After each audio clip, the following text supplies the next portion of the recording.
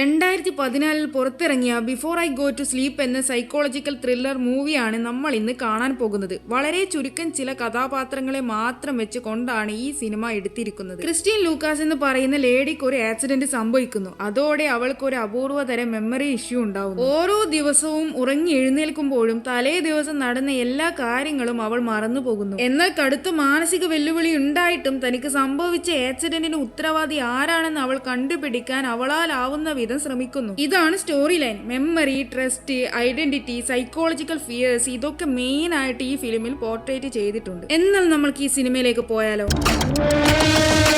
സിനിമയുടെ സ്റ്റാർട്ടിങ്ങിൽ രാവിലെ ഉറക്കം ഞെട്ടി എഴുന്നേൽക്കുന്ന നമ്മളുടെ കഥാനായികയായ ക്രിസ്റ്റീനെയാണ് കാണിക്കുന്നത്. അവളുടെ തൊട്ടടുത്തൊരു വ്യക്തി ഉണ്ടാകും. എന്നാൽ തന്റെ അടുത്തുള്ളത് ആരാണെന്ന് അവൾക്ക് മനസ്സിലാകില്ല. അവൾ എഴുന്നേറ്റ് നേരെ ബാത്റൂമിലേക്ക് പോകും. അന്നേരം അവിടുത്തെ ചുമരിലെല്ലാം ക്രിസ്റ്റിയുടെയും അവളുടെ അടുത്തുള്ള ആ വ്യക്തിയുടെയും ഒരുമിച്ചുള്ള ഫോട്ടോസ് പതിപ്പിച്ചിട്ടുണ്ടാകും. അതെല്ലാം കണ്ട ക്രിസ്റ്റിക്ക് അതിന്റെയൊക്കെ അർത്ഥം എന്താണെന്ന് മനസ്സിലാകില്ല. ശേഷം ബാത്റൂമിൽ നിന്ന് പുറത്തിറങ്ങി അവൾ കാണുന്നത് ബെഡിൽ ഇരുന്നു കൊണ്ട് അവളെ തന്നെ നോക്കി നിൽക്കുന്ന നേരത്തെ കാണിച്ച ആ വ്യക്തിയാണ്. ക്രിസ്റ്റി, നിങ്ങൾ ആരാ എന്ന് അയാളോട് ചോദിക്കും. അപ്പോൾ അയാൾ പറയും, ഞാൻ നിന്റെ ഹസ്ബൻഡ് ബെന്നാണ്. നമ്മളുടെ വിവാഹം കഴിഞ്ഞിട്ട് 14 വർഷമായി. നിനക്കിപ്പോൾ 40 വയസ്സായി. നിനക്ക് അതിനിടയിൽ ഒരു ആക്സിഡന്റ് പറ്റി. അതിൽ നിന്റെ തലക്ക് ചെറിയ ഇഞ്ചുറി പറ്റിയിട്ടുണ്ടായിരുന്നു. അതിനുശേഷം നിനക്ക് ഓർമ്മക്കുറവ് വരാൻ തുടങ്ങി. അതായത് ഇന്ന് നടന്ന കാര്യങ്ങളെല്ലാം നീ നാളെ ആകുമ്പോഴേക്കും മറക്കും. നാളെ സംഭവിക്കുന്നതെല്ലാം മറ്റന്നാൾ ആകുമ്പോഴേക്കും നീ മറന്നുപോകും. എന്നാൽ ഇതെല്ലാം കേട്ട ക്രിസ്റ്റിക്ക് ഒന്നും പിടികിട്ടില്ല. ശേഷം ബെൻ ഒരു ചാർട്ട് കാണിച്ചു കൊടുത്തുകൊണ്ട് അവളുടെ ബാത്റൂം തിങ്സ്, ഫസ്റ്റ് എയ്ഡ്, അതുപോലെ അവൾക്ക് വേണ്ട സാധനങ്ങളൊക്കെ ഇന്ന സ്ഥലത്താണ് ഉള്ളതെന്ന് ഓർമ്മപ്പെടുത്തിക്കൊണ്ട് അവൻ ജോലിക്ക് പോകും. ബെൻ ഒരു ടീച്ചറാണ്. എന്നാൽ ക്രിസ്റ്റിക്ക് അപ്പോഴും ബെൻ പറഞ്ഞതൊക്കെ സത്യം തന്നെയാണോ എന്നുള്ള മൈൻഡിലായിരിക്കും. ബെൻ സ്കൂളിൽ പോയതിനു ശേഷം അവിടെ ഉണ്ടായിരുന്ന ടെലിഫോൺ റിംഗ് ചെയ്യും. അപ്പോൾ ക്രിസ്റ്റി പോയിട്ട് ആ ഫോൺ എടുക്കും. അന്നേരം ഫോണിന്റെ മറുഭാഗത്ത് ഉള്ള ആൾ, എന്റെ പേര് നാഷ് ആണെന്നും നിനക്ക് എന്നെ ഓർമ്മയുണ്ടാകാൻ വഴിയില്ല,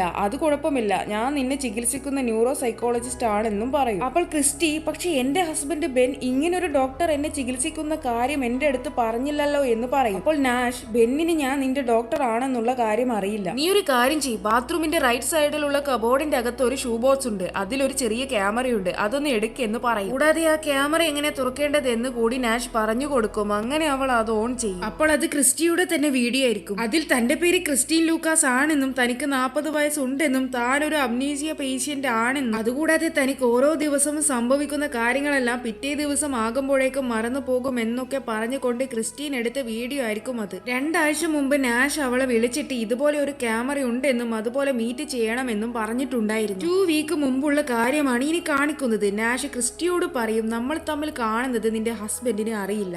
എന്റെ ഹോസ്പിറ്റലിലുള്ള ഒരു ഡോക്ടർ ആയിരുന്നു നിന്റെ അസുഖത്തെ പറ്റി എന്നോട് പറഞ്ഞത്. എന്നാൽ നീയുമായിട്ട് കമ്മ്യൂണിക്കേറ്റ് ചെയ്യാൻ ഒരു വഴിയും എനിക്കുണ്ടായിരുന്നില്ല. ഞാൻ നിന്നെ ആദ്യമായിട്ട് കണ്ടത് 6 മാസം മുമ്പ് ഒരു പാർക്കിൽ വെച്ച് യാദൃശികമായിട്ടായിരുന്നു. ഞാൻ നിന്റെ ഫോട്ടോ മെഡിക്കൽ റിപ്പോർട്ടിൽ മുമ്പ് കണ്ടിട്ടുണ്ടായിരുന്നു. ആ ഒരു ഓർമ്മ വെച്ചാണ് നിന്റെ പാർക്കിൽ കണ്ടപ്പോൾ എനിക്ക് മനസ്സിലായത്. ആ സമയത്ത് ഞാൻ മെമ്മറി ലോസിനെ പറ്റി റിസർച്ച് ചെയ്യുന്നുണ്ടായിരുന്നു. അതുകൊണ്ട് നിന്നെ ഞാൻ അന്ന് കണ്ട സമയത്ത് ഫ്രീ ആയിട്ട് ട്രീറ്റ്മെന്റ് ചെയ്ത് തരാമെന്നായിരുന്നു പാർക്കിൽ നിന്ന് പറഞ്ഞിട്ടുണ്ടായിരുന്നത്. നീ അതിന് സമ്മതിച്ചിട്ടുണ്ടായിരുന്നു. ശേഷം നിന്റെ കയ്യിലുള്ള ഡയറിയിൽ നിന്ന് നിന്റെ കോണ്ടാക്ട് നമ്പർ നീ എനിക്ക് തന്നു. ഞാൻ തന്നെയാണ് നിന്നോട് ആ വീഡിയോ ഡയറി എപ്പോഴും എടുത്തു വെക്കണമെന്ന് പറഞ്ഞത്. കാരണം ആ ക്യാമറ നിന്നെ കഴിഞ്ഞ ദിവസത്തെ കാര്യങ്ങൾ ഓർമ്മിക്കാൻ സഹായിക്കും. 10 വർഷം മുമ്പ് എയർപോർട്ടിന്റെ അടുത്തുള്ള ഇൻഡസ്ട്രിയൽ ഏരിയയിൽ വെച്ചായിരുന്നു നിന്നെ ജീവനോടെ അവിടെ വർക്ക് ചെയ്യുന്ന ഒരാൾ മർദ്ദിച്ച നിലയിൽ കണ്ടെത്തിയത്. മെഡിക്കൽ റിപ്പോർട്ടിൽ പറയുന്നത് നിന്റെ തലക്ക് ആരോ എന്തോ കൊണ്ട് അടിച്ചിട്ടുണ്ട് എന്നായിരുന്നു. അപ്പോൾ ക്രിസ്റ്റി, പക്ഷെ എന്റെ ഹസ്ബൻഡ് ബെൻ എന്നോട് അങ്ങനെയല്ല, എനിക്ക് ആക്സിഡന്റ് പറ്റിയതാണ് എന്നാണല്ലോ പറഞ്ഞതെന്ന് പറയും. അപ്പോൾ നാഷ് അവളുടെ മെഡിക്കൽ റിപ്പോർട്ട് കൊടുത്തുകൊണ്ട്, ഇതാ നിന്റെ മെഡിക്കൽ റിപ്പോർട്ട്, ഇതിൽ തന്നെയുണ്ട് നിന്നെ ആരോ അറ്റാക്ക് ചെയ്തതാണെന്ന്. അതുകൊണ്ട് ക്രിസ്റ്റി, എന്നെ ആരാ കൊല്ലാൻ നോക്കിയതെന്ന് നാഷിനോട് ചോദിക്കും. അപ്പോൾ നാഷ്, അത് നിനക്കൊഴികെ വേറെ ആർക്കും അറിയില്ല ആരാ അത് ചെയ്തതെന്ന്. കൂടാതെ നിന്റെ ക്യാമറയെ പറ്റി ഒരിക്കലും ബെൻ അറിയരുതെന്നും പറയും. അപ്പോൾ ക്രിസ്റ്റി, ഞാനിപ്പോൾ ഈ ക്യാമറയെ പറ്റി ബെന്നിനോട് പറഞ്ഞിട്ടില്ലെങ്കിൽ പിന്നെ എങ്ങനെയാ ഇങ്ങനെയൊരു ക്യാമറ വീട്ടിലുള്ള കാര്യം ഞാൻ അറിയുക എന്ന് ചോദിക്കും. അപ്പോൾ നാഷ്, അത് കുഴപ്പമില്ല, ഞാൻ നിന്നെ എന്നും മോർണിംഗ് വിളിക്കാമെന്ന് പറയും. അന്ന് രാത്രി ക്രിസ്റ്റി എടുത്ത വീഡിയോ ആയിരുന്നു പ്രസന്റിൽ അവൾ എഴുന്നേറ്റ് നാഷ് ആയിട്ടുള്ള കോളിന് ശേഷം കാണുന്നത്. പിറ്റേ ദിവസം ക്രിസ്റ്റി പതിവ് പോലെ തന്റെ അടുത്ത് കിടക്കുന്ന വ്യക്തി സ്വന്തം ഭർത്താവാണെന്ന് അറിയാതെ, കഴിഞ്ഞ ദിവസം എന്തൊക്കെ നടന്നതെന്ന് അറിയാതെ എഴുന്നേൽക്കും. അവൾ കഴിഞ്ഞ ദിവസം ചോദിച്ചതിനേക്കാൾ ഇരട്ടി ചോദ്യങ്ങൾ ബെന്നിനോട് ചോദിക്കും. അതായത്, ഞാൻ എന്താ ചെയ്തുകൊണ്ടിരിക്കുന്നേ, അല്ല ഇനി ഞാൻ എന്തെങ്കിലും വർക്ക് ചെയ്യുന്നുണ്ടോ, അങ്ങനെ പലതുമായിരിക്കും അത്. അപ്പോൾ ബെന്നി ഇല്ല നീയൊന്നും ചെയ്യുന്നില്ല, വീട്ടിൽ തന്നെയാണെന്ന് പറയും. നിങ്ങൾ ഈ പറഞ്ഞു വരുന്നത് ഞാൻ വർക്കിന് പോകുന്നില്ല, പഠിക്കുന്നില്ല, ഒന്നും ചെയ്യുന്നില്ല എന്നാണ്. നീ എന്നും കഴിഞ്ഞ ദിവസം എന്തൊക്കെ കാര്യങ്ങൾ സംഭവിച്ചതെന്ന് അറിയാതെ എഴുന്നേൽക്കുന്നു. സോ ബേസിക്കലി അവൾ ഇനി വർക്കിന് പോയാലും അത് തുടർന്ന് കൊണ്ടുപോകാൻ പറ്റണമെന്നില്ലല്ലോ. ആ സീൻ അവിടെ കട്ടാകും. അങ്ങനെ ആ ദിവസം രാത്രി ക്രിസ്റ്റി അന്നേ ദിവസം സംഭവിച്ച കാര്യങ്ങളെല്ലാം വെച്ച് വീഡിയോ ചെയ്യും. പിറ്റേ ദിവസം ക്രിസ്റ്റി നാഷിന്റെ കോള് വന്നതിന് ശേഷം അവനെ കാണാൻ വേണ്ടിയിട്ട് പോകും. ക്രിസ്റ്റി നാഷിനോട് ഈ വീഡിയോ ഇല്ലായിരുന്നെങ്കിൽ ബെൻ പറയുന്നതെല്ലാം ഞാൻ കണ്ണടച്ച് വിശ്വസിച്ച് പോയേനെ. അല്ല എന്തിനായിരിക്കും ബെൻ എനിക്ക് ആക്സിഡന്റ് പറ്റിയതാണെന്ന് കള്ളം പറഞ്ഞതെന്ന് എനിക്ക് എത്ര ആലോചിച്ചിട്ടും മനസ്സിലാകുന്നില്ല എന്ന് പറയും. അത് ചിലപ്പോൾ നിന്നോട് കാര്യങ്ങൾ തുറന്നു പറയാനുള്ള വിഷമവും ബുദ്ധിമുട്ടും കൊണ്ടായിരിക്കാം നിന്നോട് ബെൻ ഒന്നും പറയാതിരുന്നത്. എന്നിട്ട് അവർ നേരെ അന്ന് അറ്റാക്ക് സംഭവിച്ചതിന് ശേഷം ജീവനോടെ ക്രിസ്റ്റിയെ കിട്ടി എയർപോർട്ടിന്റെ അടുത്തുള്ള ഇൻഡസ്ട്രിയൽ ഏരിയയിലേക്ക് പോകും. അവർ രണ്ടുപേരും അവളെ അന്ന് ജീവനോടെ ആദ്യമായിട്ട് കണ്ട ആളുടെ അടുത്തായിരിക്കും പോകുക. അയാൾ ഒരു സ്ഥലം കാണിച്ചുകൊണ്ട് ഞാൻ നോക്കുമ്പോൾ നിങ്ങൾ ഇത് അവിടെയായിരുന്നു, അതും വിവസ്ത്രയായി, ആകെ നിങ്ങളുടെ ശരീരത്തിൽ ഒരു ഷീറ്റ് മാത്രമേ ഉണ്ടായിരുന്നുള്ളൂ എന്ന് പറയും. അപ്പോൾ ക്രിസ്റ്റി ഞാൻ എങ്ങനെയാ അന്ന് അവിടെ എത്തിയതെന്ന് അയാളോട് ചോദിക്കും. നിങ്ങൾക്ക് അന്ന് ബോധം വന്ന സമയത്ത് അന്ന് എന്തൊക്കെ നടന്നതെന്ന് ഓർമ്മയില്ലാത്ത അവസ്ഥയായിരുന്നു, നിങ്ങൾ ആകെ മൊത്തം ആശയക്കുഴപ്പത്തിലായിരുന്നു, കൂടാതെ നിങ്ങൾ കിടന്ന ഭാഗത്ത് മുഴുവനും ബ്ലഡ് ഉണ്ടായിരുന്നു. ആ സീൻ അവിടെ കട്ടാകും. അവിടുന്ന് തിരിച്ചു വരുന്ന വഴി ക്രിസ്റ്റി നാഷിനോട് എന്നാലും ഞാൻ എന്തിനാ അന്ന് എയർപോർട്ടിന്റെ അടുത്തേക്ക് വന്നതെന്ന് ചോദിക്കും. അപ്പോൾ നാഷ് അവിടെ അടുത്തായിട്ട് കുറെ ഹോട്ടൽസ് ഉണ്ട്, ചിലപ്പോൾ അവിടെ എങ്ങാനും പോയതാണെങ്കിലോ എന്ന് പറയും. അല്ല ഞാൻ എന്റെ വീട്ടിലല്ലേ താമസിക്കുന്നത്, പിന്നെന്തിനാ ഞാൻ ഹോട്ടലിലേക്ക് പോകുന്നത്? നിന്നെ മെഡിക്കൽ എക്സാമിൻ ചെയ്ത സമയത്ത് അതിൽ പറയുന്നത് എന്താണെന്ന് വെച്ചാൽ നീ ആരുടെയോ കൂടെ സെക്സിൽ ഏർപ്പെട്ടിട്ടുണ്ടായിരുന്നു എന്നായിരുന്നു. പക്ഷെ അത് ആരുടെ കൂടെയാണെന്നുള്ള ഒരു തുമ്പും അവർക്ക് കിട്ടിയിട്ടില്ല. അപ്പോൾ ക്രിസ്റ്റി ഞാൻ റേപ്പ് ചെയ്യപ്പെട്ടതായിരുന്നു എന്ന് ചോദിക്കും. നാഷി ഇല്ല, പോലീസ് റിപ്പോർട്ടിൽ നീ റേപ്പിന് ഇരയായിട്ടില്ല എന്നാണ് പറയുന്നത് എന്ന് പറയും. അല്ല ഞാൻ മേരിഡ് ആയതുകൊണ്ട് തന്നെ വേറെ വഴിവിട്ട ബന്ധങ്ങളിലൊന്നും പോകില്ല എന്ന് എനിക്ക് നല്ല ഉറപ്പുണ്ട്. അടുത്ത സീനിൽ ക്രിസ്റ്റിയും ബെന്നും ഇന്നിമേറ്റ് ആവുന്ന സമയത്ത് അവളുടെ മനസ്സിൽ മുഖത്ത് മുറിപ്പാടുള്ള ഒരാളുടെ മുഖം ഓർമ്മ വരും. പക്ഷെ അതാരാണെന്ന് എത്ര ആലോചിച്ചിട്ടും അവൾക്ക് മനസ്സിലാകില്ല. ആ സീൻ അവിടെ കട്ടാകും. പിറ്റേ ദിവസം MRI സ്കാൻ ചെയ്യുമ്പോൾ നാഷ് ക്രിസ്റ്റിക്ക് കുറച്ച് പിക്ചേഴ്സ് കാണിച്ചു കൊടുക്കും. ശേഷം നാഷ് ക്രിസ്റ്റിക്ക് ഒരു ലേഡിയുടെ ഫോട്ടോ കാണിച്ചിട്ട് ഈ ഫോട്ടോ കണ്ടു, ഇത് കണ്ടപ്പോഴാണ് നിന്റെ ബ്രെയിൻ സ്ട്രോങ് ആയിട്ട് റിയാക്ട് ചെയ്തതെന്ന് പറയും. ആ ഫോട്ടോയുടെ പിറകിലായിട്ട് ആ ലേഡിയുടെ നെയിം ക്ലെയർ എന്ന് കൊടുത്തിട്ടുണ്ടാകും. എന്നാൽ ക്രിസ്റ്റിക്ക് ക്ലെയർ ആരാണെന്ന് മനസ്സിലാവില്ല. ആ സീൻ അവിടെ കട്ടാകും. അടുത്ത സീനിൽ അന്ന് ഡിന്നർ സമയത്ത് ക്രിസ്റ്റി ബെന്നിനോട് എനിക്ക് ക്ലെയർ എന്ന പേരുള്ള ഏതെങ്കിലും ഫ്രണ്ട് ഉണ്ടോ എന്ന് ചോദിക്കും. അപ്പോൾ ബെന്നി എന്തേ എന്ന് തിരിച്ചു ചോദിക്കും. അല്ല അതെന്റെ മെമ്മറിയിൽ പെട്ടെന്ന് വന്നതാണ്, ചുവപ്പ് നിറത്തിൽ മുടിയുള്ള ഒരു പെണ്ണ് എന്റെ ഫ്രണ്ട് ആയിരുന്നു എന്ന് എനിക്കൊരു സംശയം, അതാ ചോദിച്ചത്. നിനക്ക് കുറച്ച് വർഷങ്ങൾക്ക് മുമ്പ് ഇങ്ങനെ തന്നെയാണോ നെയിം എന്ന് എനിക്ക് ഓർമ്മയില്ല, പക്ഷെ നിനക്കൊരു ഫ്രണ്ട് ഉണ്ടായിരുന്നു, അവൾ നിന്റെ കോളേജിലെ തന്നെയുള്ള ഫ്രണ്ട് ആയിരുന്നു, നീ അവളുമായിട്ട് നല്ല അടുപ്പത്തിലായിരുന്നു, ബട്ട് അവളുടെ പേര് ക്ലെയർ എന്ന് തന്നെയാണോ എന്ന് എനിക്ക് ഉറപ്പില്ല. അത് കേട്ട ക്രിസ്റ്റി പിന്നീട് എന്ത് സംഭവിച്ചു എന്ന് ചോദിക്കും. പിന്നീട് നിങ്ങൾ രണ്ടുപേരും അകന്നു എന്ന് അവൻ മറുപടി കൊടുക്കും. അതെന്താ എന്ന് തിരിച്ച് ക്രിസ്റ്റി ചോദിക്കും. നിന്റെ ആക്സിഡന്റിന് ശേഷം അവളെ നീ മറന്നുകൊണ്ടിരിക്കുകയായിരുന്നു, അതുമൂലം നിങ്ങൾക്കിടയിലെ അടുപ്പം കുറഞ്ഞു വരാൻ തുടങ്ങി. ക്ലെയറിനെ സംബന്ധിച്ച് അവൾക്ക് നീ അവളെ മറന്നു പോകുന്നത് സഹിക്കാനാവുന്നതിനും അപ്പുറമായിരുന്നു. ആദ്യമൊക്കെ അവൾ നിന്നെ കാണാൻ വരാറുണ്ടായിരുന്നു, എന്നാൽ നിനക്ക് അവളെ ഓർമ്മയുണ്ടാവില്ല. പിന്നെ പതിയെ അവൾ നിന്നെ കാണാൻ വരാതായി. അവസാനം അവൾ കാനഡയിലേക്കോ മറ്റോ പോയി. ശേഷം ബെന്നി ക്രിസ്റ്റിക്ക് ക്ലെയറും അവളും ഒരുമിച്ചുള്ള ഫോട്ടോസ് കാണിച്ചു കൊടുക്കും. അത് കണ്ട് ക്രിസ്റ്റി നീ എന്തുകൊണ്ട് ക്ലെയറിന്റെ കാര്യങ്ങളൊക്കെ എന്നിൽ നിന്ന് മറച്ചു വെച്ചതെന്ന് ചോദിക്കും. അപ്പോൾ ബെന്നെ ചിലപ്പോൾ ഇതൊക്കെ നിന്നെ അപ്സെറ്റ് ചെയ്താലോ എന്ന് വെച്ചാണ് ഇതൊക്കെ ഞാൻ നിന്നോട് പറയാതിരുന്നത് എന്ന് പറയും. നീ പാസ്റ്റിൽ നടന്ന എന്റെ എല്ലാ കാര്യങ്ങളും എന്റെ അടുത്ത് നിന്ന് മറച്ചു പിടിക്കുകയാണ്, ഇങ്ങനെയുള്ള നിന്നെ ഞാൻ എങ്ങനെ വിശ്വസിക്കും? എന്നാൽ ബെൻ അതിന് തക്കതായ മറുപടി കൊടുക്കാതെ ചിലപ്പോഴൊക്കെ സത്യങ്ങൾ അത്രക്കും വിഷമം പിടിച്ചതായിരിക്കും, അതുകൊണ്ട് തന്നെ നിന്നോടെല്ലാം തുറന്നു പറയാനുള്ള കരുത്ത് എനിക്കില്ല എന്ന് പറയും. എന്നാൽ ബെൻ ഇത് എന്തൊക്കെയാ പറയുന്നതെന്ന് ക്രിസ്റ്റിക്ക് മനസ്സിലാകില്ല. ക്ലെയറിനെ കുറിച്ച് ഇനിയും കാര്യങ്ങൾ ബെൻ ഒളിപ്പിക്കുന്നത് പോലെ അവൾക്ക് തോന്നും.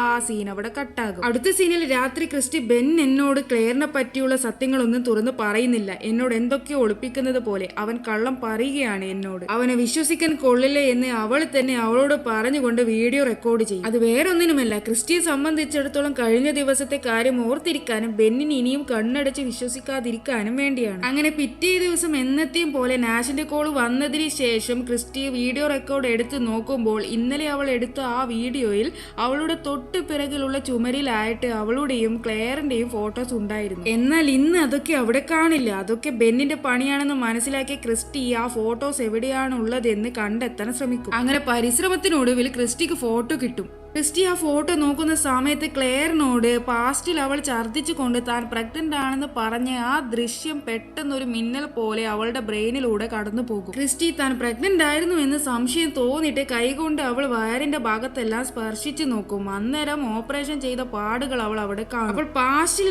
ആദം എന്ന് പറയുന്ന ഒരു കുട്ടിയോട് അവൾ സംസാരിച്ച കാര്യങ്ങളൊക്കെ ഓരോന്നായിട്ട് ഓർമ്മ വരും. അന്നേരം ആദം തന്റെ മകനായിരുന്നു എന്ന കാര്യം അവൾക്ക് മനസ്സിലാകും. പിന്നെ ഒരു നിമിഷം പോലും പാഴാക്കാതെ ആദമിനെ പറ്റി കൂടുതൽ അറിയാൻ അവൾ ബെന്നിനെ വിളിച്ച് പെട്ടെന്ന് വീട്ടിലേക്ക് വരാൻ പറയും. ശേഷം ബെന്നിനോട് നമ്മൾക്കൊരു കുട്ടി ഉണ്ടായിരുന്നില്ലേ, അവൻ ഇപ്പോൾ എവിടെയാ എന്നൊക്കെ ചോദിച്ച് ക്രിസ്റ്റി വല്ലാതെ ബഹളം വെക്കും. അപ്പോൾ ബെന്നി, നീ പറഞ്ഞത് ശരിയാണ്, നമ്മൾക്കൊരു മകൻ ഉണ്ടായിരുന്നു, എന്നാൽ അവൻ മെനിഞ്ചൈറ്റീസ് എന്ന് പറയുന്ന ഒരു തരം മസ്തിഷ്ക രോഗം വന്ന് മരിച്ചുപോയി. അവന് എത്ര വയസ്സുണ്ടായിരുന്നു എന്നായിരുന്നു ക്രിസ്റ്റിയുടെ പിന്നീടുള്ള ചോദ്യം. അവൻ 8 വയസ്സായിരുന്നു. ആദമിന്റെ ഫോട്ടോസ് എല്ലാം നീ കണ്ട് വിഷമിക്കേണ്ട എന്ന് വെച്ച് ഗ്യാരേജിലേക്ക് മാറ്റിയിട്ടുണ്ടായിരുന്നു. ശേഷം ബെന്നി ആദമിന്റെ ചെറുപ്പത്തിലെ ഫോട്ടോസ് ഒക്കെ അവൾക്ക് കാണിച്ചു കൊടുക്കും. എന്നാൽ ക്രിസ്റ്റി അതൊക്കെ കണ്ട് കരഞ്ഞുകൊണ്ട് അവിടുന്ന് പോകും. ആ സീൻ അവിടെ കട്ടാകും. പിറ്റേ ദിവസം ക്രിസ്റ്റി ആരോ അവളെ ഉപദ്രവിക്കുന്നത് സ്വപ്നം കണ്ടിട്ട് ഉറക്കം ഞെട്ടു. എന്നാൽ അത് ആരാണെന്ന് അവൾക്ക് മനസ്സിലാകില്ല. പിന്നീട് എന്നത്തെയും പോലെ നാഷിന്റെ കോളിന് ശേഷം അവൾ ആ ക്യാമറ നോക്കും. ശേഷം നാഷ് വിളിച്ചത് പ്രകാരം അവൾ അവനെ കാണാൻ പോകും. നാഷിനോട് അവൾ ആദമിനെ പറ്റി എന്തെങ്കിലും അറിയുമോ എന്ന് ചോദിക്കും. അപ്പോൾ നാഷ്,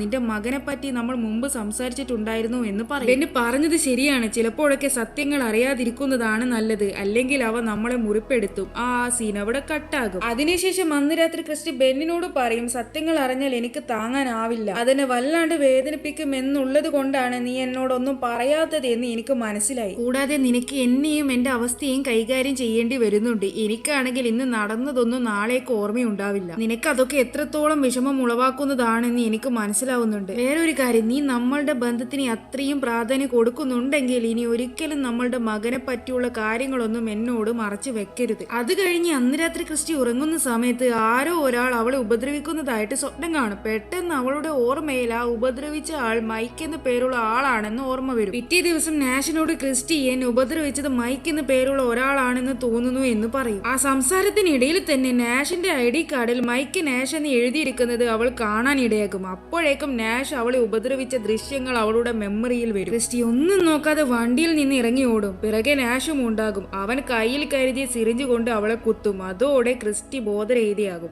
ആ സീൻ അവിടെ കട്ടാകും. ദെൻ ബോധം വരുമ്പോൾ ക്രിസ്റ്റി അവളുടെ വീട്ടിലായിരിക്കും. ആ സമയം നാഷ് അവളുടെ ഫോണിൽ വിളിച്ചിട്ട് പറയും, ശരിക്കും ഞാനല്ല മൈക്ക്, നിന്നെപ്പോലെ ഓർമ്മക്കുറവുള്ളവർക്ക് അവർക്ക് ഓർമ്മയുള്ള കുറച്ച് കാര്യങ്ങളും ബാക്കി മറന്നുപോയ ഭാഗങ്ങളും അവരുടേതായ രീതിയിൽ കൂട്ടിച്ചേർത്ത് മറന്നുപോയ ഓർമ്മകൾ ഫില്ല് ചെയ്ത് ചേർക്കുന്ന പ്രവണത കാണിക്കാറുണ്ട്. അതുകൊണ്ടാണ് മൈക്ക് എന്ന് പറയുന്ന ആളെ നീ എന്നിൽ കണ്ടത്. പിന്നെ എനിക്ക് നിന്നോട് ബെന്നിനെ പറ്റി കുറച്ച് കാര്യങ്ങൾ സംസാരിക്കാനുണ്ട്. ആ സമയം ബെന്നിന്റെ വണ്ടി വരുന്നത് ക്രിസ്റ്റി കാണും. അവൾ അപ്പൊ തന്നെ കോള് കട്ട് ചെയ്യും. ശേഷം ഡിന്നർ കഴിക്കുന്ന സമയത്ത് ബെൻ ക്രിസ്റ്റിയോട്, നിന്നെ ഞാൻ ഇപ്പൊ വിളിച്ചിട്ടുണ്ടായിരുന്നു, ആ സമയത്ത് നീ ബിസി ആയിരുന്നു, നീ ആരോടായിരുന്നു വിളിച്ച് സംസാരിച്ചിരുന്നത് എന്ന് ചോദിക്കും. എന്നാൽ നാഷ് അവനെ പറ്റി ബെന്നിനോട് പറയരുതെന്ന് പറഞ്ഞത് കൊണ്ട് തന്നെ അവൾ ഞാൻ നിന്നെ തന്നെയാണ് വിളിച്ചതെന്ന് കള്ളം പറയും. ആ സീൻ അവിടെ കട്ടാകും. ശേഷം അവൾ പതിവ് പോലെ വീഡിയോ എടുത്തിട്ട് മോർണിംഗ് നാഷിന്റെ കോള് കഴിഞ്ഞതിന് ശേഷം അവനെ കാണാൻ വേണ്ടി പോകും. നാഷ് അവളോട് പറയും, നിനക്ക് ഹെഡ് ഇഞ്ചുറി പറ്റിയത് കൊണ്ട് തന്നെ കുറെ കാലം നീ ഹോസ്പിറ്റലായിരുന്നു ഉണ്ടായിരുന്നത്. എന്നാൽ പിന്നീട് ബെന്നി 2007 നിന്നെ ഹോസ്പിറ്റലിൽ നിന്ന് മാറ്റി നേരെ കെയർ ഹോമിലേക്ക് ആക്കിയിട്ടുണ്ടായിരുന്നു. ഇതൊക്കെ ഞാൻ ആ കെയർ ഹോമിലെ അഡ്മിനിസ്ട്രേറ്ററോട് സംസാരിച്ചപ്പോൾ അറിഞ്ഞതാണ്. പിന്നീട് ബെന്നി തന്നെ നിന്നെ വീട്ടിലേക്ക് കൊണ്ടുപോയി. നീ ആ കെയർ ഹോമിലായ സമയത്ത് ഉടനീളം നിന്റെ ഫ്രണ്ട് ക്ലെയർ നിന്നെ വിളിച്ചിട്ടുണ്ടായിരുന്നു. എന്നിട്ട് നാഷ് ഇത് അവരുടെ നമ്പർ ആണെന്ന് പറഞ്ഞ് ക്ലെയറിന്റെ നമ്പർ ക്രിസ്റ്റിക്ക് കൊടുക്കും. പിന്നെ അഡ്മിനിസ്ട്രേറ്ററോട് സംസാരിച്ച സമയത്ത് അവർ നിന്നെ പറ്റി എന്നോട് ചോദിച്ചിട്ടുണ്ടായിരുന്നു. അങ്ങനെ ഞാൻ അവരോട് നീ ബെന്നിന്റെ കൂടെ താമസിക്കുന്നതും ബാക്കി കാര്യങ്ങളും ഒക്കെ പറഞ്ഞു. എന്നാൽ ഞാൻ ബെന്നിന്റെ കൂടെയാണ് നീ ഇപ്പോൾ എന്നൊക്കെ പറയുന്നത് കേട്ടപ്പോൾ അവർ എന്തോ പെട്ടെന്ന് കൺഫ്യൂസ്ഡ് ആയി. അത് കേട്ട ക്രിസ്റ്റി അതെന്താ അവർ കൺഫ്യൂസ്ഡ് ആയതെന്ന് ചോദിക്കും. കാരണം അവരുടെ റെക്കോർഡ് പ്രകാരം ബെന്നി നിന്നെ 4 വർഷം മുമ്പ് ഡിവോഴ്സ് ആക്കിയതായിരുന്നു. ആ സീൻ അവിടെ കട്ടാകും. അതിനുശേഷം വീട്ടിലെത്തി ക്രിസ്റ്റി ക്ലെയറിനെ വിളിക്കും. എന്നാൽ കോള് കിട്ടില്ല. അങ്ങനെ അവൾ എനിക്ക് നിന്നോട് സംസാരിക്കാനുണ്ടെന്ന് പറഞ്ഞ് വോയിസ് മെയിൽ അയക്കും. അതൊക്കെ കഴിഞ്ഞ് അവൾ നേരെ ബെന്നിന്റെ സ്കൂളിൽ ചെന്നിട്ട് സത്യം പറ, നമ്മൾ ഡിവോഴ്സ്ഡ് അല്ലേ എന്ന് ചോദിക്കും. ഇതൊക്കെ നിന്നോടാരാ പറഞ്ഞത്? അപ്പോൾ അവൾ ആരും പറഞ്ഞതില്ല, എനിക്ക് എന്റെ ഓർമ്മയിൽ പെട്ടെന്ന് വന്നതാണ്. അത് വിട്, നമ്മൾ ഡിവോഴ്സ്ഡ് ആണോ ഇല്ലയോ അത് പറ എന്ന് ചോദിക്കും. ആദമിന് വയ്യാതാവുകയും അവന്റെ മരണവും എല്ലാം പെട്ടെന്നായിരുന്നു. അതെന്നെ ഇമോഷണലി വല്ലാതെ തളർത്തി. ആ ഒരു കാരണത്താൽ എനിക്ക് നിന്നെ വിട്ടു പോകേണ്ടി വന്നു. എന്നാൽ പിന്നീട് ചെയ്തത് തെറ്റാണ്. അങ്ങനെ നിന്നെ തനിച്ചാക്കി പോകാൻ പാടില്ലായിരുന്നു എന്ന് ഞാൻ മനസ്സിലാക്കി. അതുകൊണ്ട് ഞാൻ നിന്റെ അടുത്തേക്ക് തിരിച്ചു വന്നു. ഇനി ഒരിക്കലും ഞാൻ നിന്നെ വിട്ടുപോകില്ല. അത് കേട്ട് അവൾ ബെന്നിനെ കെട്ടിപ്പിടിച്ച് കരയും. ആ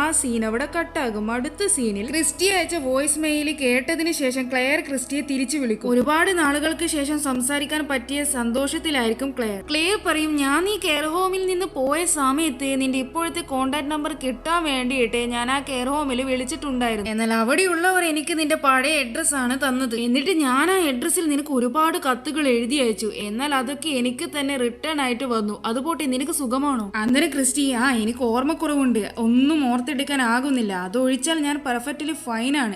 പിന്നെ എനിക്ക് നിന്നെ ഒന്ന് കാണണമായിരുന്നു എന്ന് പറയും. അപ്പോൾ ക്ലെയർ മീറ്റ് ചെയ്യേണ്ട സ്ഥലം പറഞ്ഞു കൊടുക്കും. അങ്ങനെ പിറ്റേ ദിവസം ക്രിസ്റ്റി ക്ലെയർ പറഞ്ഞ സ്ഥലത്തേക്ക് പോകും. ക്ലെയറിനോട് ക്രിസ്റ്റി, എന്നെ ആരോ ഉപദ്രവിച്ചത് എന്ന് ചോദിക്കും. അപ്പോൾ ക്ലെയർ, എനിക്കത് ശരിക്കും അറിയില്ല, പക്ഷെ ആ സമയത്ത് ഉടനീളം നീയും ബെന്നും തമ്മിൽ എപ്പോഴും വഴക്കായിരുന്നു. പിന്നീട് ഒരു മാസത്തിന് ശേഷം നീ അടിമുടി മാറി, നിന്റെ ഡ്രസ്സിംഗ് സെൻസ് എല്ലാം മാറി. എന്നാൽ അങ്ങനെ പെട്ടെന്ന് നിനക്ക് വന്ന മാറ്റങ്ങൾ കണ്ട് നിനക്ക് എന്താ സംഭവിച്ചതെന്ന് എനിക്ക് മനസ്സിലാക്കാൻ പറ്റിയില്ല. ഇതെല്ലാം കണ്ടപ്പോൾ ഞാൻ ആ സമയത്ത് നിന്നോട് നീ ആരെങ്കിലുമായിട്ട് റിലേഷൻഷിപ്പിലാണോ എന്ന് ചോദിച്ചിട്ടുണ്ടായിരുന്നു. ആദ്യം നീ അങ്ങനെയൊന്നുമില്ല എന്ന മറുപടി തന്നെയായിരുന്നു. പക്ഷേ ഞാൻ നിന്നോട് ഈ ചോദ്യം ചോദിച്ചതിന്റെ പേര് നമ്മൾക്കിടയിൽ വഴക്കുണ്ടായിരുന്നു. എന്നാൽ എല്ലാത്തിനൊടുവിൽ നീ വേറെ ഒരാളുമായിട്ട് റിലേഷൻഷിപ്പിലാണെന്ന് എന്നോട് പറയുകയുണ്ടായി. അത് ആരാ എന്താ എന്നൊന്നും എന്നോട് നീ വ്യക്തമാക്കിയിട്ടുണ്ടായിരുന്നില്ല. അപ്പോൾ ക്രിസ്റ്റി, ബെന്നിന് ഈ കാര്യങ്ങളൊക്കെ അറിയുമായിരുന്നോ എന്ന് ചോദിക്കും. നിന്റെ ആ ആക്സിഡന്റിന് ശേഷം ഞാൻ ഈ കാര്യങ്ങളൊക്കെ പോലീസിനോട് പറയുകയുണ്ടായി. അവർ വഴി ബെൻ അറിഞ്ഞിട്ടുണ്ടായിരുന്നു. അപ്പോൾ ക്രിസ്റ്റി, വെറുതെയല്ല ബെൻ എന്നോട് ഓരോ കള്ളങ്ങൾ പറയുന്നതും എന്തൊക്കെയോ ഒളിപ്പിച്ച് വെക്കാൻ ശ്രമിക്കുന്നതും. അതുമാത്രമല്ല, ഞാൻ ബെന്നിനോട് നിന്നെ പറ്റി അന്വേഷിച്ച സമയത്ത് അവന്റെ ഭാഗത്ത് നിന്ന് എനിക്ക് വ്യക്തമായ മറുപടിയൊന്നും കിട്ടിയിട്ടില്ല എന്ന് പറയും. അതിനൊരു കാരണമുണ്ട്. അത് വേറൊന്നുമല്ല, നിനക്കെതിരെ ഉണ്ടായ ആക്രമണത്തിന് ശേഷം നിനക്ക് ഓർമ്മക്കുറവ് ബാധിച്ചപ്പോൾ ബെന്നിനെ ആദമിനെ ഒറ്റയ്ക്ക് നോക്കാൻ നല്ല ബുദ്ധിമുട്ടുണ്ടായിരുന്നു. എന്നെ കൊണ്ടാവുന്ന വിധം ഞാനും ബെന്നിനെ ഹെൽപ്പ് ചെയ്തിട്ടുണ്ടായിരുന്നു. എന്നാൽ ഒരു ദിവസം നിന്റെ കണ്ടീഷൻ അത്രക്ക് മോശമായി. ബെന്നിന് അതൊക്കെ താങ്ങാനാവുന്നതിനും അപ്പുറമായിരുന്നു. ബെന്നിന്റെ അവസ്ഥ കണ്ടപ്പോൾ ഞാൻ അവന്റെ കൂടെ തന്നെ സമയം ചെലവഴിച്ചു. പിന്നെ എപ്പോഴും അതൊരു വൺ നൈറ്റ് സ്റ്റാൻഡിലേക്ക് എത്തിപ്പോയി. അത് ആ ഒരു സമയം മാത്രമായിരുന്നു. പിന്നീട് ഇതുവരെ ഞങ്ങൾ തമ്മിൽ അങ്ങനെയൊന്നും ഉണ്ടായിട്ടില്ല. ഞങ്ങൾക്കിടയിൽ സംഭവിച്ചു പോയതോർത്ത് ഞങ്ങൾക്ക് 2 പേർക്കും നല്ല കുറ്റബോധമുണ്ടായിരുന്നു. ആ കുറ്റബോധം പേരി നടക്കാൻ വയ്യ എന്നോർത്താണ് ഞാൻ ഈ നാട് വിട്ടു പോയത്. അതൊക്കെ കേട്ട് ക്രിസ്റ്റിക്ക് ദേഷ്യം വരും. അവൾ ഞാൻ പോവുകയാണെന്ന് പറഞ്ഞ് അവിടെ നിന്ന് ഇറങ്ങാൻ നോക്കുമ്പോൾ ക്ലെയർ ക്രിസ്റ്റിയോട്, നിക്ക്, നിന്റെ ഹെൽത്ത് കുറച്ചൊന്നും ഓക്കെ ആയി വന്നാൽ നിനക്ക് തരണമെന്ന് പറഞ്ഞിട്ട് ബെൻ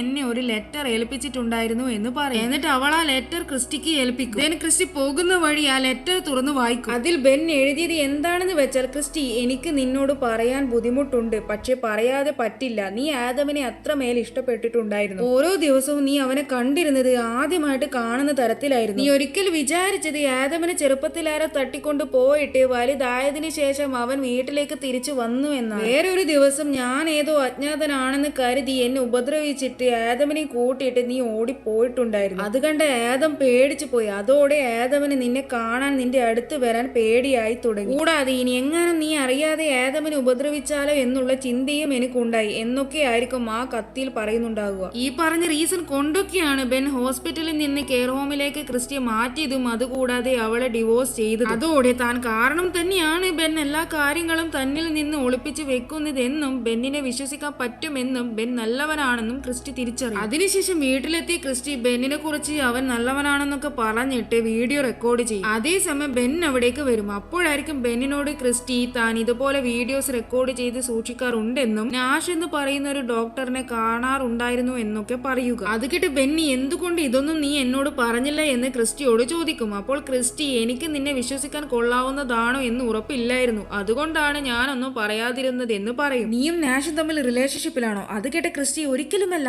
എനിക്കറിയാം ഞാൻ ഇതൊന്നും പറയാതിരുന്നതിൽ നിനക്ക് നല്ല വിഷമമുണ്ടെന്ന്. ബട്ട് നീ എന്നോട് ക്ഷമിക്കണം. അതുപോലെ നീ എന്തുകൊണ്ടാണ് എന്നെ ഡിവോഴ്സ് ചെയ്തതെന്നും എനിക്ക് നന്നായിട്ട് മനസ്സിലായി. എന്നാൽ ഇതെല്ലാം കേട്ട് ബെന്നിന് വല്ലാതെ ദേഷ്യം വരും. അവൻ ദേഷ്യത്തിൽ അവളെ അടിച്ചതിന് ശേഷം പുറത്തേക്ക് എവിടെയോ പോകും. എന്നാൽ ക്രിസ്റ്റിക്ക് പെട്ടെന്നുള്ള അടിയിൽ എന്താ ഉണ്ടായതെന്ന് മനസ്സിലാകില്ല. അവൾ വേഗം ക്ലെയറിനെ വിളിച്ചിട്ട് ബെന്നി തന്നെ അടിച്ച കാര്യം പറയും. അപ്പോൾ ക്ലെയർ, നിക്ക് ഒരു മിനിറ്റ്, ഞാൻ അവനെ വിളിച്ച് നോക്കട്ടെ, എന്നിട്ട് ഞാൻ നിന്നെ തിരിച്ച് വിളിക്കാമെന്ന് പറഞ്ഞ് അവൾ കോൾ കട്ട് ചെയ്യും. ക്ലെയറുമായിട്ടുള്ള കോൾ കഴിഞ്ഞതിന് ശേഷം ക്രിസ്റ്റിയെ ബെൻ അവളെ അടിച്ചെന്ന് പറഞ്ഞുകൊണ്ട് വീഡിയോ റെക്കോർഡ് ചെയ്യും. കുറച്ചു സമയം കഴിഞ്ഞ് ക്ലെയർ ക്രിസ്റ്റിയെ തിരിച്ച് വിളിച്ചിട്ട് പറയും, ഞാൻ ബെന്നിനോട് നിന്നെ അടിച്ചതിനെ പറ്റി ചോദിച്ച സമയത്ത് അവൻ പറഞ്ഞത് 4 വർഷമായിട്ട് അവൻ നിന്നെ കണ്ടിട്ടില്ല എന്നാണ്. ഒരു കാര്യം ചോദിക്കട്ടെ, നീ ഈ പറയുന്ന ബെന്നിന്റെ മുടി കറുപ്പ് കളറാണ്? അതുകൂടാതെ അവൻ സ്കീയിങ് ചെയ്യുന്ന സമയത്ത് ആക്സിഡന്റ് ആയിട്ട് മുഖത്തെ റൈറ്റ് സൈഡിൽ പരിക്ക് പറ്റിയിട്ടുണ്ടായിരുന്നു. ആ പാട് അവന്റെ മുഖത്തുണ്ടോ? അപ്പോൾ ക്രിസ്റ്റി, അല്ല, അവന്റെ ഹെയർ കളർ ബ്ലാക്ക് അല്ല, ബ്രൗൺ ആണ്. പിന്നെ നീ പറഞ്ഞതുപോലെ അങ്ങനെ ഒരു മുറിപ്പാടും അവന്റെ മുഖത്തില്ല എന്ന് പറയും. അന്നേരം ക്ലെയർ, നീ ഇപ്പോൾ ആരുടെ കൂടെയാണ് താമസിക്കുന്നതെന്ന് എനിക്കറിയില്ല, പക്ഷെ ഒരു കാര്യം ഉറപ്പാണ്, അതെന്തായാലും ബെൻ അല്ല എന്ന് പറയും. ക്ലെയർ പറയുന്നത് കേട്ട ക്രിസ്റ്റി ഞെട്ടും. അവൾ ക്ലെയറിനോട് എന്നെ എങ്ങനെയെങ്കിലും ഒന്ന് ഹെൽപ്പ് ചെയ്യണമെന്ന് പറയും. അപ്പോൾ ക്ലെയർ, എനിക്ക് നിന്റെ വീടിന്റെ അഡ്രസ്സ് വേണമെന്ന് പറയും. എന്നാൽ എനിക്കറിയില്ല എന്നുള്ള മറുപടി ആയിരിക്കും ക്രിസ്റ്റിയുടെ ഭാഗത്ത് നിന്നുണ്ടാകുക. ഏതായാലും ഞാനൊന്ന് പുറത്തു പോയി നോക്കട്ടെ, എന്തെങ്കിലും തുമ്പ് കിട്ടുമോ എന്നറിയാൻ എന്ന് കൂടി ക്രിസ്റ്റി കൂട്ടിച്ചേർത്ത് കോള് കട്ട് ചെയ്യും. ശേഷം ക്രിസ്റ്റി മെല്ലെ വീട്ടിൽ നിന്ന് പുറത്തേക്ക് ഇറങ്ങാൻ നോക്കുമ്പോൾ ബെന്ന് വന്ന് അവളുടെ വായ മൂടി ബോധം കെടുത്തി അവിടുന്ന് കൊണ്ടുപോകും. ആ സീൻ അവിടെ കട്ടാകും. പിറ്റേ ദിവസം എന്നത്തെയും പോലെ ക്രിസ്റ്റി എല്ലാം മറന്നുകൊണ്ട് ഉറങ്ങി എഴുന്നേൽക്കും. നാഷിന്റെ കോളിന് ശേഷം അവൾ ആ വീഡിയോ റെക്കോർഡ് നോക്കും. എന്നാൽ അതിലാവട്ടെ അവൾ കഴിഞ്ഞ ദിവസം ബെന്നി തന്നെ അടിച്ചു എന്ന് പറഞ്ഞുകൊണ്ട് റെക്കോർഡ് ചെയ്ത വീഡിയോ ഒന്നും ഉണ്ടാവില്ല.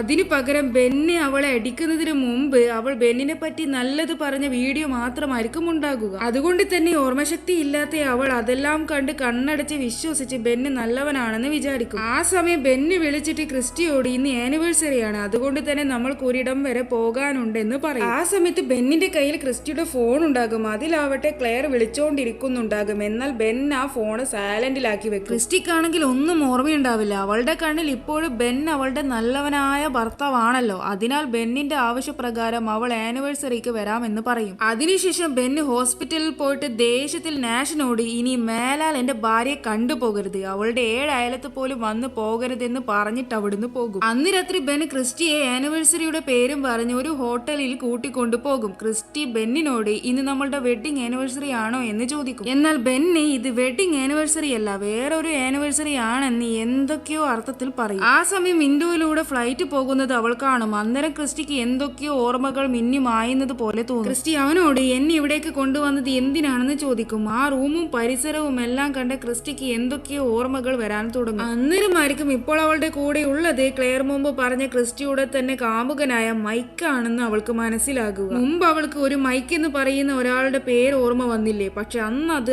ആരാണെന്നോ എന്താണെന്നോ അവൾക്ക് ഓർമ്മയുണ്ടായിരുന്നില്ല. ബെൻ എവിടെയാണെന്ന് ക്രിസ്റ്റി മൈക്കിനോട് ചോദിക്കും. അപ്പോൾ മൈക്ക്, ബെന്നോ, അവൻ നിന്നെ കെയർ ഹോമിൽ ഒറ്റക്കാക്കിയിട്ട് പോയില്ലേ, പക്ഷെ എന്നെ നോക്ക്, ഞാൻ ഫേക്ക് ഡോക്യുമെന്റ്സ് ഒക്കെ സംഘടിപ്പിച്ച് കള്ളം പറഞ്ഞ് ഒരു വിധം കഷ്ടപ്പെട്ട് നിന്നെ ആ കെയർ ഹോമിൽ നിന്ന് ഇവിടേക്ക് കൊണ്ടുവന്നു. ബെന്നി നിന്നെ വിട്ടു പോയപ്പോൾ ഞാൻ മാത്രമേ നിന്റെ കൂടെ ഉണ്ടായിരുന്നുള്ളൂ. ഇനിയും വയ്യ, നിന്നോട് ഞാൻ ബെന്നാണെന്ന് പറഞ്ഞ് എനിക്ക് തന്നെ മടുത്തു. കള്ളങ്ങളെ മേൽ കള്ളങ്ങൾ പറഞ്ഞ് എനിക്ക് മതിയായി. എന്നോട് എല്ലാ കാര്യങ്ങളും തുറന്നു പറയാൻ വേണ്ടിയായിരുന്നു ഇപ്പോൾ ഞാൻ ഇവിടേക്ക് നിന്നെ കൂട്ടിക്കൊണ്ടുവന്നത്. ആ സമയമായിരിക്കും ക്രിസ്റ്റിക്ക് വീണ്ടും പഴയ കാര്യങ്ങൾ ഓർമ്മ വരിക. അവളുടെയും മൈക്കിന്റെയും ബന്ധത്തെ കുറിച്ച് ബെന്നിനോട് പറയാൻ മൈക്ക് ഇതേ ഹോട്ടലിൽ വെച്ച് അവളോട് പറഞ്ഞിട്ടുണ്ടായിരുന്നതും എന്നാൽ അവൾ അതിനെ എതിർത്തതും, അതേസമയം മൈക്ക് നിന്നെ കൊണ്ട് പറ്റില്ലെങ്കിൽ ഞാൻ വിളിച്ച് പറയാമെന്ന് പറഞ്ഞ് ലാൻഡ് ലൈനിൽ ബെന്നിനെ വിളിക്കാൻ നോക്കിയതും എന്നിട്ട് ക്രിസ്റ്റി വേണ്ട എന്ന് പറഞ്ഞതും അത് കേട്ട ദേഷ്യത്തിൽ മൈക്ക് അവളെ ഉപദ്രവിച്ചതും, അങ്ങനെ എല്ലാ കാര്യങ്ങളും അവൾക്ക് ഓർമ്മ വരും. അപ്പോഴായിരിക്കും ക്രിസ്റ്റിക്ക് തനിക്കുണ്ടായ അറ്റാക്കിന് കാരണം ഇതേ മൈക്ക് ആണെന്ന് മനസ്സിലാകുക. ക്രിസ്റ്റി അവനോട് അപ്പോൾ നീയാണല്ലേ എന്നെ അറ്റാക്ക് ചെയ്തതെന്ന് പറഞ്ഞുകൊണ്ട് അവിടുന്ന് ഇറങ്ങാൻ നോക്കുമ്പോൾ മൈക്ക്, ശരിയാ, ഞാൻ തന്നെയാണ് അതിന് കാരണം, പക്ഷെ അന്ന് ചെയ്ത് കൂട്ടിയതിൽ എനിക്ക് നല്ല കുറ്റബോധമുണ്ട്, പ്ലീസ് നീ എന്നെ വിട്ടു പോകരുത്. അങ്ങനെയൊക്കെ എന്റെ ഭാഗത്ത് നിന്ന് പറ്റിയതിൽ എന്നെ തന്നെ ഞാൻ വെറുക്കുന്നു, എന്നെ ദയവ് ചെയ്ത് തനിച്ചാക്കി പോകരുതെന്നൊക്കെ കേടുകൊണ്ട് പറയും. എന്നാൽ ക്രിസ്റ്റി, എനിക്ക് പേടിയാണ് നിന്റെ കൂടെ നിൽക്കാൻ, ഞാൻ പോവുകയാണെന്ന് തന്നെ പറയും. ഓക്കെ ശരി, എങ്കിൽ നീ പോയിക്കോളൂ. അത് കേട്ട് ക്രിസ്റ്റി താങ്ക് യു എന്ന് പറഞ്ഞുകൊണ്ട് പോകാൻ വേണ്ടി നോക്കുമ്പോൾ മൈക്ക് അവന്റെ കൈ ക്രിസ്റ്റിയുടെ തലയിൽ വെച്ച് നേരെ കൊണ്ടുപോയി അവളുടെ തല ഡോറിൽ ഇടിപ്പിക്കും. ഇതുപോലെ തന്നെയായിരുന്നു മൈക്ക് അന്നും അവളോട് ചെയ്തത്. അതായത് ഈ മൈക്കിന് ക്രിസ്റ്റിയോട് ഒരു തരം ഒബ്സഷൻ. അവനെ സംബന്ധിച്ചിടത്തോളം ക്രിസ്റ്റി അവനിൽ മാത്രം ഒതുങ്ങി ജീവിക്കണം, കൂടാതെ അവന്റെ എല്ലാ ആവശ്യങ്ങളും നടത്തി കൊടുക്കാനുള്ള ഒരു പാവ മാത്രമാണ്. അതിനുശേഷം മൈക്ക് ക്രിസ്റ്റിയുടെ ക്യാമറയിൽ അവൾ എടുത്ത വീഡിയോസ് എല്ലാം ഡിലീറ്റ് ചെയ്യും. ആ വീഡിയോസ് ഡിലീറ്റ് ചെയ്തത് കൊണ്ട് തന്നെ നാളേക്ക് അവൾക്ക് ഒന്നും ഓർമ്മയുണ്ടാകില്ല. അതുകൊണ്ട് തന്നെ ഹെൽപ്ലെസ് ആയിട്ട് ക്രിസ്റ്റി അവിടെ ഇരിക്കുന്നുണ്ടാകും. മൈക്ക് അവളോട് നീ ബെന്നിനെയും ആദമിനെയും മറന്നേക്ക്, ബെന്നും ആദമും നിന്നെ ഓൾറെഡി മറന്നിട്ടുണ്ടാകുമെന്ന് പറയും. നീ എന്താ പറഞ്ഞത്, ആദം എന്നെ മറക്കാനോ?